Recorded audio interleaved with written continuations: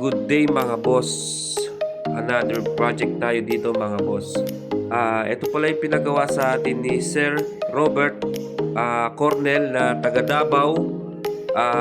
Ito pala yung ginawa natin na face na pinalitan natin yung mga chrome parts niya mga boss. Meron din tayo dito na headlight, grill, mga cover ng mga side mirror, pinalitan natin yan mga boss. Request pala ni Sir na bibigyan natin siya ng bulbar na stainless mga boss. Kung gusto nyo magpagawa mga boss, tawag lang kayo sa numero na nasa screen, kagaya nito na naka-display natin dito mga boss.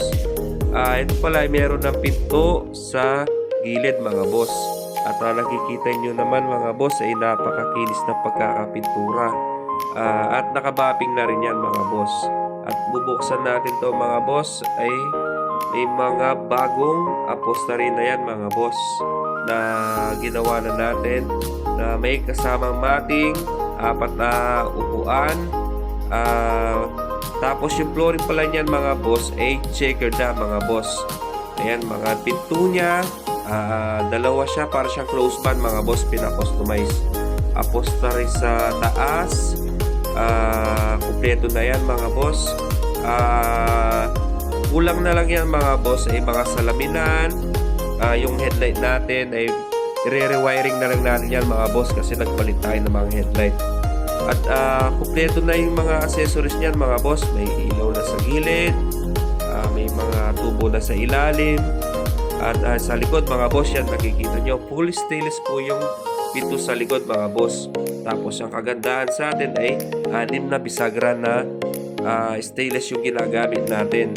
Yung ilaw sa likod mga boss, bago po yan mga boss. Pinalitan na natin ng mga stainless. May kasamang grill na rin yan mga boss para iwas basag. Tapos yung stepboard niya mga boss ay may kasama ng pull bar. Yung kagandahan sa atin mga boss, kapag ni-request ng client, gagawin natin yan mga boss.